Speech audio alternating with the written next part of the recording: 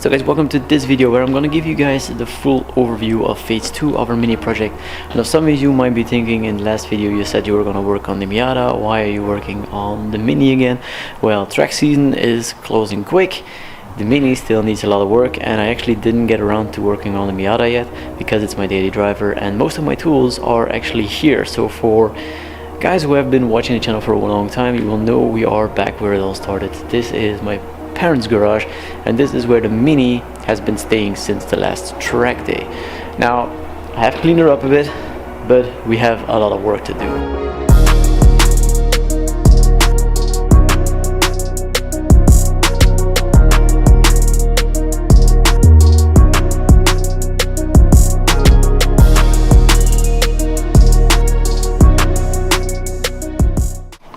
So as you guys can see, I have a bunch of parts laying here that we're actually going to be using in phase 2 of the car, and this is actually not everything yet. Now what we're going to be doing in this phase, in the second phase of the build, is we're going to be fixing things, upgrading things, and doing some stuff in the interior. So first of all, fixing things. So in the last video we saw that we noticed that the rear brakes were dragging, so that's why I just bit the bullet. I got myself some new rear brake calipers, so left and right, and we got new discs and brake pads for the rear. We already had the braided lines and the better fluid, so this should fix our rear braking issue. But something that was annoying the crap out of me was this. So for you guys who have been watching the channel will know that this exhaust is actually hacked together. So this mini that I bought has the famous one ball mod, which means that this muffler is still here, but the muffler on the other side has been removed and the exhaust has been like welded and stuff. Now the exhaust looks pretty nice, but when I bought the car the exhaust was actually totally not aligned. It was pointing down to the passenger side. It was really ugly, so I tried to fix it, but the thing is, there are some really strange things about this exhaust. There's like a pipe in the middle where nothing was actually cut out for the mod that they did. So in the end, this exhaust has just been ruined, and it was time for me to look for something different. Now luckily for me, I found this second-hand exhaust on Facebook Marketplace from a really cool guy who also has a Track R53. Now this is actually a full catback Derenza exhaust. So he told me it was going to be really nice sounding, so I'm actually really excited to get this on the car as well. So we have the two mufflers which split up and go back to like the mid pipe with a resonator in it. That's right there. So that's gonna be really cool. When we're talking about fixing things on the car, we're of course gonna address this little piece. So this piece flew off on the last track day. It's in the car right now, so we're gonna be looking into just mounting that on there, that it won't come off anymore, and just check the other like wheel arches and such so that we don't lose another one. But that's gonna be most of it for fixing the car. The next thing we look into is upgrades. Now of course you guys already saw this little beauty sitting here. So after running the OZs with ruined tire, with actually pretty decent tires, and then my Mazda wheels with the Ventus, the Hankook Ventus V12 tires, I opted to go for a new set of wheels with semi-slicks. So knowing that these wheels will fit the car, I actually opted for something similar. So it's actually the same offset, the same width, but instead of a 17, this is a 16. Now you guys will notice I only have one here because the rest is at my house, and I'm still waiting on the tires. I am getting Nankang NS2Rs put on this, so 225/45 should be more than wide enough to keep this car on track, and it's a semi-slick, so we have the best grip before going to full slick. So you guys are probably wondering, what wheel did you get? Well, let me just show you guys. So let's get this protective ring off. Oh, come on. So guys, say hello to the new set of Koenig decograms. So these are 16. Let me get the color on first, off it first. So these are 16 by 8 with a 45 offset. So this is actually fully the same offset as we have on the MX-5. Instead it's just not a 17, it's a 16-inch wheel. Really love the multi-spoke design. This is the semi-matte black finish, so it's a bit of a, how do you say it, a bit of a satiny black. Really love how it looks.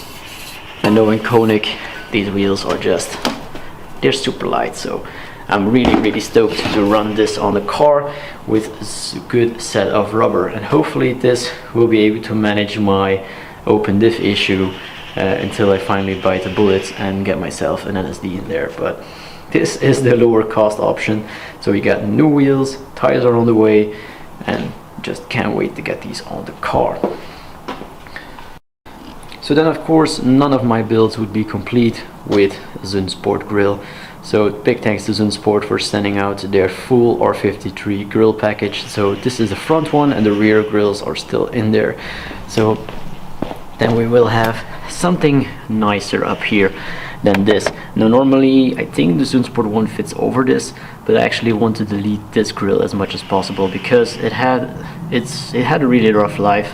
Like, it's not really fitting that well anymore, and it just, yeah, I would really love a nice new mesh grill in there. So that's what we're gonna replace.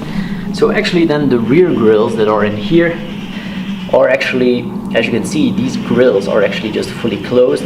So this will be a bit of an upgrade to get rid of the parachuting effect a little bit that the rear bumper gives you, because we're gonna be putting in the Zun Sport grills here, and I'm gonna actually be cutting, I think I'm gonna be cutting holes in the original one so that the mesh is over it, but we still have some air coming through, which will, again, like I said, help with the parachute effect. Now, some of you might say the parachuting is actually more apparent in this big bulge right here. I know that, but maybe we'll remove the reflectors or something at a later date. But I love that we're gonna run some Zun Sport grills on this car. It's just gonna come along pretty nicely.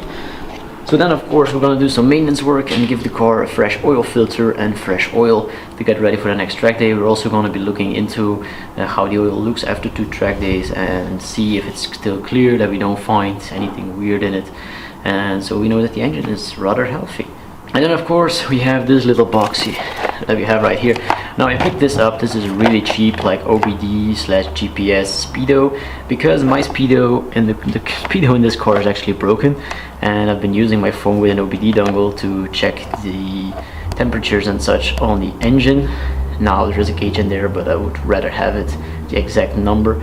So I actually bought this. This is gonna plug into the OBD port, give me the readout on the temperature, and give me a GPS speed as well. So this little gadget will actually help me get a bit more information and give me the opportunity to use my phone as a lap timer so that we can get some lap times going once we're on the track. Now then, I also talked about doing some more changes on the interior. Now on the interior, you guys will know, we have a roll cage, we have our bucket seats. Whoa, just hit the camera with the truck. So most of you guys will know the rear, so we have the roll cage with the bucket seats. Now, don't mind the carpet, this is here just to transport tires and not like arc the battery. So I have the roll cage, really love my SUV with the harness, but my passengers were complaining that the 3-point harness, the stock 3-point seat belt, is not enough when you go track driving, certainly not with these seats, because they actually tend to slide out a bit under braking. So we're actually going to be looking into getting a harness for the passenger side. I'm thinking 4 points. I know this with the submarining and such is not ideal, but it's still just for passengers, and I don't feel like drilling any more holes for a 6-point for a passenger to drive along. Then something that I also want to get rid of is the headliner. Now I know it's just basic weight reduction, but I really want to get rid of this one. And then when we delete the headliner, I really would like to run an LED strip along the top of the roof to maybe give some light in the interior, but we'll see how that works at a later date. Now I just hope that we're going to be able to get this out, because the roll cage is actually pretty closely up to the B pillars. But yeah, that would be a cool video of me trying and probably failing about it. So then the last thing that I actually want to do is update the door cards. Now these are fully stock door cards, there's nothing wrong with it, but I would like to have a bit more, maybe a race car feel.